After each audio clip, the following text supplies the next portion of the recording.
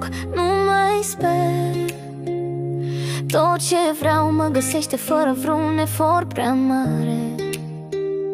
Banii curg ca o ploaie caldă, lin în tăcere.